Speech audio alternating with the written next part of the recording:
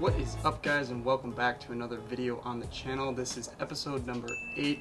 First off, just want to say thank you for 600 subscribers. Every comment and every like on the video helps boost it in the YouTube algorithm, and you guys are helping this channel explode right now, so thank you very much. By the time I put this video out, probably by Friday, it's Tuesday right now, so by Friday of this week we're probably going to be past 700 subscribers, but thank you very much for 600. Let's keep it moving in the right direction. This episode is episode number 8. In this video we head over to Morongo and jump into a 2-5 game.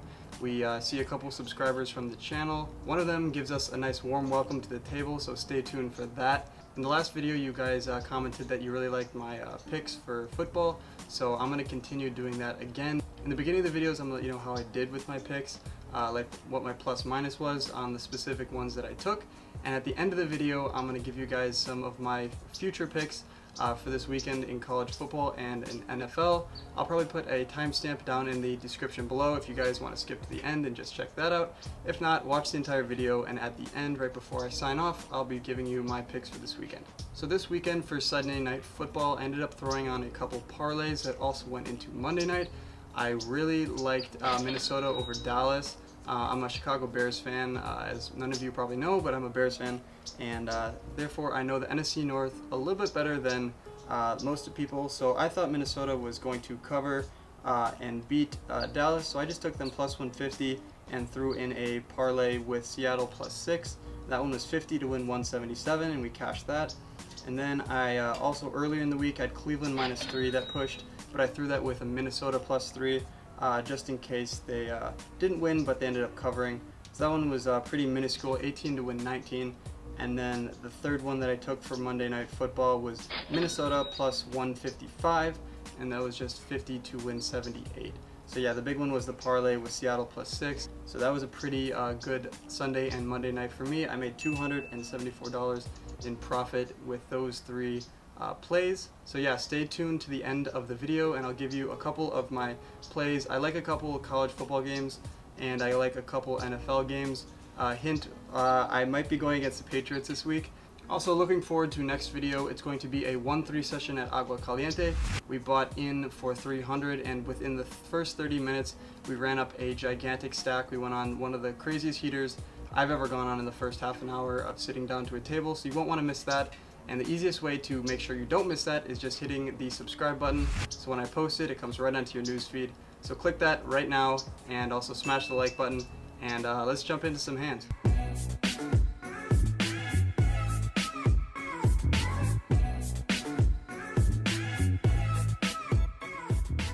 So yeah, we sat down at Morongo in the 2-5 game around 11 p.m. I was on my way from Los Angeles to Palm Springs and thought I would check out the action at Morongo. Since the last time we did that $100 challenge, it treated us very well and the action was superb.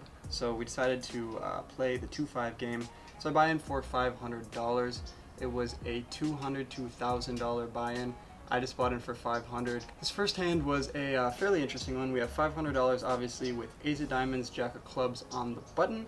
There are 4 limps to me, and I raise it up here to $30. Obviously, ace-jack offsuit is a little bit too strong to fold here, and I don't want to go multi-ways with it because it doesn't have that good playability, so I'm going to try to get heads up or maybe 3 ways here. So I raise it up to $30, and only the under-the-gun limper makes the call. Side note, the guy in this hand right here, the villain, is probably watching the video right now, so shout out to you. This was the warm welcome to the table, so let's see how this hand plays out. With $80 in the pot, the flop comes Queen 4-6 rainbow. He checks it over to me here, and I put in a standard C bet of $25. Maybe a little bit small, maybe gave off a little bit of weakness because he decided to raise me to $125. Comes around to me, and obviously I have no idea what the hell is going on here. But I decide that I cannot continue, obviously, and I put in the fold. He turns over 8-9 offsuit and says welcome to the table, immediately putting me on a little bit of a tilt. This guy was really nice. His name is Cheyenne, and we actually became friends over the course of this session, even though we got off to a rocky start. On to the next hand. With $350 now in our stack, we look down at ace of spades, queen of hearts in the under the gun +1 position. I put in the raise to $20. The cutoff, the button, and the small blind all make the call. So we are going 4 ways to the flop here with $85 in the pot. and the flop actually comes queen 7-4 with 2 diamonds. It checks to me here, and with top we are going to be putting in a bet with the 2 diamonds on the board all day. So I put in a standard c-bet of $45 into 4 players, and everybody unfortunately makes the fold. I wouldn't have mind a call there. Obviously I could put someone on another queen, like a queen jack, king queen type hand, or 2 diamonds, but everyone folded, so we just take down that pot with uncontested, and let's check out the next one.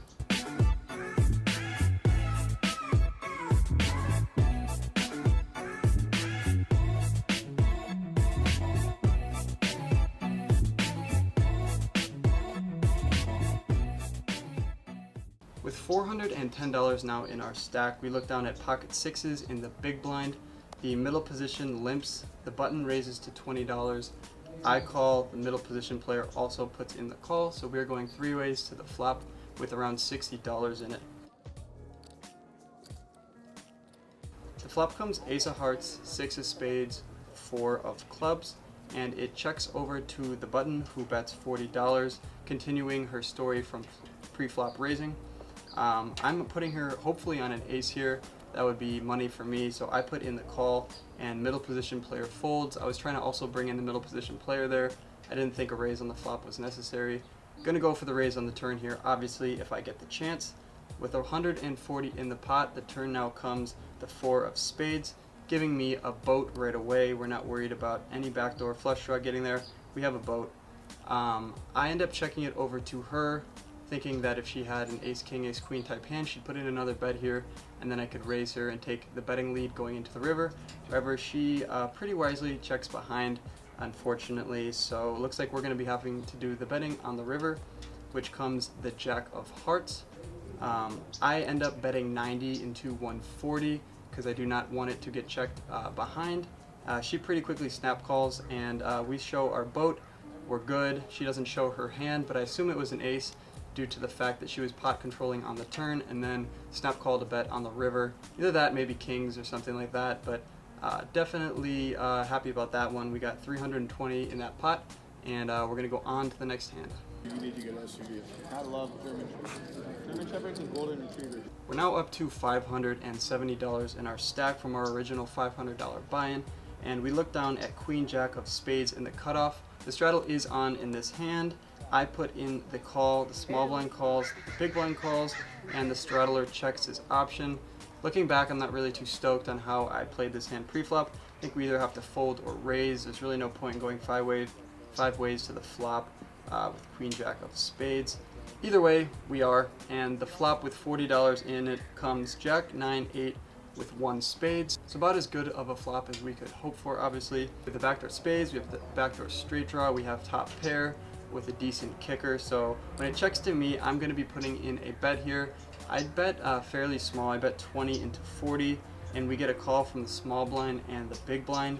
So we're going 3 ways to the turn. With around $100 in the pot, the turn now comes a 6. I end up betting $45, continuing the aggression, and both people fold. So we're actually pretty happy about that. If we were to get another call there, we could be worried about a slow played straight. We could be worried about 2 pair. A lot of hands that beat us there, but I think another bet on the turn is mandatory.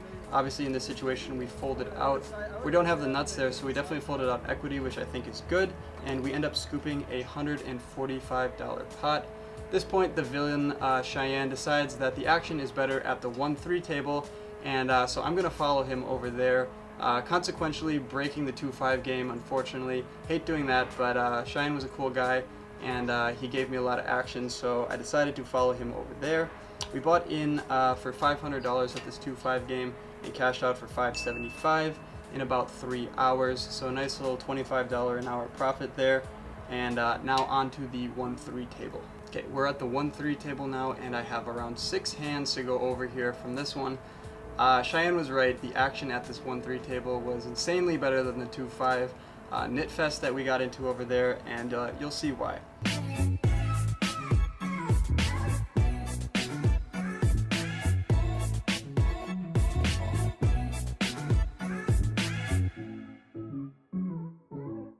So I bought in for the maximum $300, and the first hand we looked down at 7-8 of diamonds on the button. Under the gun makes it 15. There's a bunch of calls when it comes back around to me. I'm going to be putting in the call here for $15, and we actually go 7 ways to the flop here.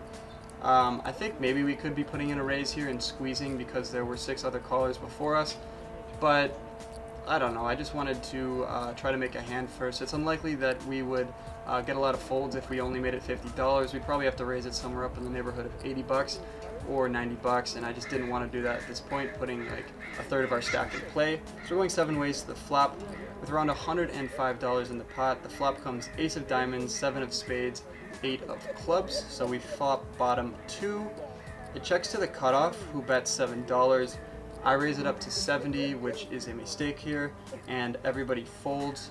In the moment, I was calculating the size of the pot plus the guy's $7 bet, and I got somewhere around $110, so I thought a $70 bet there would be pretty fair. I didn't want someone outdrawing me, but in hindsight, this is pretty ludicrous. I think I should be betting somewhere around $50, not 70. I have 2 pair, it's pretty strong. There's no immediate flush draw that could come on in the turn. Everything's backdoor, maybe 9-10, 5-6. They could all put in a call for 50, but 70 is a little bit too big. Either way, first hand we win, not too shabby. $182 being put into our stack and on to the next hand. The next hand we have around $400 in our stack, and we pick up 7-8 of clubs in the low jack. Under the gun limps, and it comes around to me, and I raise it to $12. The hijack, the button, the small blind, the big blind, and the under the gun position player all call. So as you can see, there's a lot of action here, not a lot of folds. Note to myself, I should be sizing up in these kinds of games when people are calling $12. Next time make it 15. If they keep calling, make it 18, etc. Either way, we're going to the flop with 5 people. The flop with $60 in it comes Jack 7-4, so we flop middle pair. Checks around. When it comes around to me, I just don't feel like I need to be putting in a bet here. We have a pair, which could be good some of the times, but at the same time, we're going against 4 other people, so the odds of someone having a jack there pretty high. So I just put in the check. The turn comes a 10, so now another overcard to our pair. Checks to the hijack, who bets $15. The big blind now calls. The under the gun raises to 55, and I'm just not going to be in this hand anymore. There's no point. Definitely not good, and I'm not just going to draw it to a 7. Pointless, so I put in the fold there. With $350 now in our stack, we look down at ace of hearts, queen of spades from middle position. The under the gun player limps. I raise it up to $15. A late middle position player, the button, the small blind, the big blind, the under the gun player all put in the call. So like in the last hand, I need to be sizing up here if people are going to be making this call here. Obviously not ideal to be going 5 ways to the flop with ace queen, but that is what's happening. With $75 in the pot, flop comes ace king 4. I'm going to continue bet here with my ace pair and fold out a bunch of equity, so I put in a bet of $35, and only the button and the under the gun position player make the call. Either way, we are going 3 ways to the turn with around $180 in the pot, which comes the 10 of spades, bringing in queen jack, although we do block that. So I continue betting, and I'm probably going to check on the river if I end up getting called in a spot here, but let's just see what happens. So I bet $75, and the button folds, but the under the gun position player makes the call. Not exactly sure what I'm putting him on here. Hopefully he has a worse ace than us. Probably going to be shutting down on the river here unless I get some kind of a tell, or unless I just feel like a small value bet would still get paid. The river with now $330 in it comes the 6 of diamonds, and he checks it over to us for a 3rd time here, and I think we should be checking back a lot of the time, as I said in the past 2 streets, but I don't know. I ended up putting in a $40 bet here into 330. I thought that he could call me with a weaker ace with that. He could maybe find a call with a king, something like that, and if he just has a flush draw, or if he just has some kind of a draw that missed, I'll just put in the fold. If we get raised, we're in a tough spot because our bet looks really weak on the river, but at the same time, people don't really bluff that often at 1-3 on the river, so I put in a bet of $40, and he shows his hand to the neighbor and ends up making the fold, and we end up scooping a $370 pot here. So things are going pretty well here at the start of this 1-3 game, making more money already than the 2-5, and let's keep the action coming.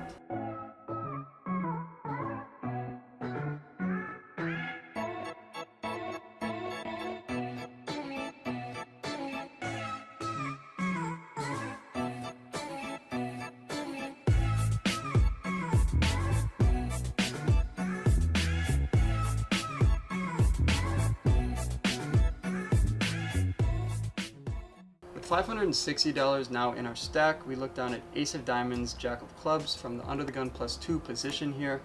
Under the gun +1 limps, I raise it up to $15 right away. Middle position, the button, and the under the gun +1 all make the call here. So we're going 4 ways to the flop. With $60 in the pot, the flop comes absolute money. It comes jack, jack, 8, so we have trips with the ace kicker. Pretty stoked about that. Checks to me, and I put in a bet of $15. In a past video, I remember that when I made a complete nutted type hand like this, I put in a check. Somebody told me that a small bet would basically do the same thing, so I'm implementing that here, and I put in a bet of $15, getting a call from middle position. Turn with $90 in it, now comes an 8. I continue betting. There's no point in checking here because I'm trying to build a pot if he has a jack or another pair or an overpair. I don't know how he'd have an overpair in this situation given the action, but if he did, we got to keep betting. So I bet $40, and unfortunately he puts in the fold there. Yeah, so make a good hand, win a small pot. Let's keep it coming. On to the next one. 2 hands to go here, and we look down with $600 in our stack at pocket jacks, jack of spades, jack of clubs. We're in the big blind, and there are a couple limpers to the cutoff who raises to $30. The button puts in the call here, so I'm already keeping his range fairly wide considering he's on the button and he didn't put in a re-raise. So I am going to try to get this heads up or just take it down right here. There's no point in going 3 ways to the flop with jacks, so I put in a bet of $100, and only the button makes the call here. So I definitely think I'm ahead of the button's range here. If he had a hand like queens plus, that would definitely be putting in a raise from the button. So given the fact that he called the 30, then called the 100, maybe putting him on a ace type hand, suited ace, or maybe a pocket pair underneath ours.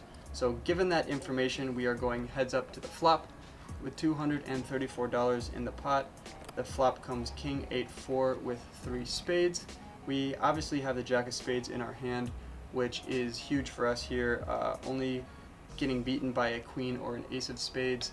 We could put a lot of ace of spades in his range given that he called $30 and called 100 from the button. But other than that, I'm feeling pretty good about this flop. There's only 1 overcard to our jacks, so I continue the story here.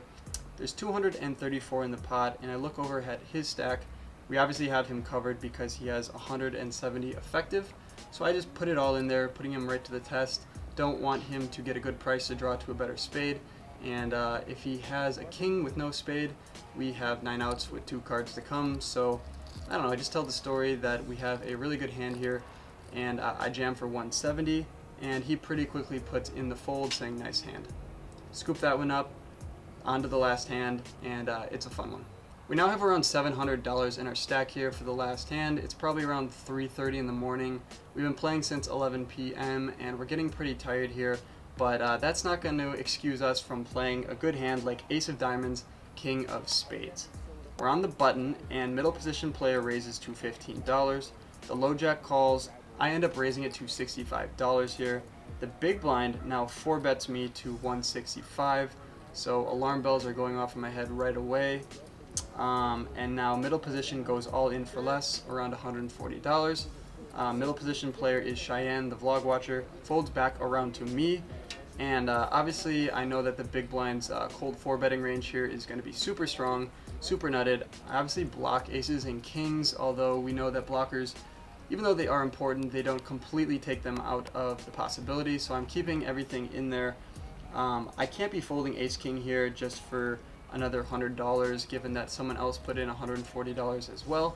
So I just put in the call here, but I'm going to proceed with extreme caution going into the flop. With $485 now in the pot, the flop comes queen 10-3 with 2 spades. So we flop a gutter and 2 overs, however we're still behind if the big blind had kings or aces. I think I'm ahead of the all-in player, although it doesn't really matter because the big blind and I have pretty similar stacks, so there's still a lot of playability left here if we were to get involved with him. The big blind now bets $200, and this is pretty much a shutdown for me here. We do have the king of spades, which is important to think about, but at the same time, what is he repping here when he cold 4 bets and then bets around a little under half pot on the flop here? I can't be calling with just a gutter and 2 overs and a backdoor spade draw. So I unfortunately make the fold. I say unfortunately because check this out here. The big blind shows aces, so it was a good fold right off the bat in the long run. Middle position player shows queen 10 for flop 2 pair. You luck box Cheyenne. The turn comes to 8 of clubs, no help to us. And the river comes to jack of spades. So we would have rivered the best hand here, Broadway, but obviously making the right fold in the long run is what I care about, not just the immediate results. So I'm happy with that there, putting him on a strong hand and then making the right fold. So we obviously would have scooped that one, but in the short term, Cheyenne, you won that one. You freaking luck box with queen 10, getting it all in against a cold 4-bet and then a raise from me. But you know what? You won it fair and square, so enjoy my money. It's now 4 a.m. I'm done with it. Bought in for 300 and cashed out for 573. So a nice little 273 profit at this 1-3 game. If you guys haven't checked out Morongo yet, would strongly suggest it. Another poker vlogger named Mariano goes there. He's a really nice guy. And I play there occasionally now because the action, I realize, is very good. So if you want to have a couple drinks and just get into some fun games, definitely head out to Morongo. Only downside is they do not give you any comps because they are redoing their poker room. So if you don't care about that, then head over because the games are definitely worth it. They get a nice 5-10 going on Friday and sometimes Saturday nights, which I heard is pretty good. A little bit too big for me at this point in my bankroll, but if you guys like 5-10 and you're in the area, definitely check out Morongo. Okay, so you stuck around this long, so I'm going to reward you with some college and NFL picks here. Not perfect, but I've been doing pretty well recently with college and NFL. I like to take a lot of underdogs and small favorites, so that's exactly what we have on the table for you here today. I'm going to put up all my college football picks up here real quickly so you guys can read along as I explain them. But first off, we got Marshall minus 2.5 against Louisiana Tech. I like that one a lot. I also like Ball State minus 2 against Central Michigan. And then the two more mainstream games here, I really like Auburn with the points at home against Georgia. Obviously, a lot of the mainstream people are going to be putting money on Georgia here because they are the favorite and only are giving 3 points. But I think Auburn plus 3 is the money pick here, as well as Iowa minus 3 against undefeated Minnesota. Both those teams are at home, which helps a ton in college football, as you know. And yeah, I haven't decided exactly what I'm going to bet. Those $50 things are just theoretical to see how much you can win, but I'm probably going to be throwing in a couple parlays and a couple straight ups. So yeah, stay tuned for that. And for all you NFL fans, I like Cleveland minus 2.5 here against Pittsburgh. I like Houston plus 4 at Baltimore. I like Philadelphia plus 3.5 against New England at home. And then I like Chargers at home plus 4 against Kansas City. I know what you're thinking right now. A lot of these games seem really sketch, and I know that, but just got a feeling about a bunch of these. I really like the Philadelphia-New England game. I think that one is pretty much one of my favorites this week. I also like the Houston and Baltimore. Why is Houston only getting 4 points against a filthy Baltimore team with an MVP candidate like Lamar Jackson?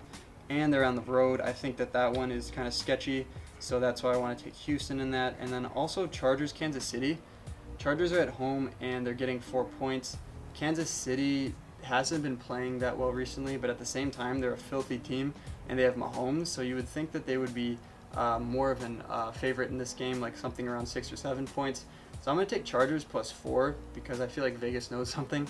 So yeah, those are my picks in this week of college and NFL. These are not my exact bets, although in the next video from now, if it's after Saturday or Sunday, which it probably will be, I will show you exactly what my bets were and how much I won, so you guys can stay up to date with all that.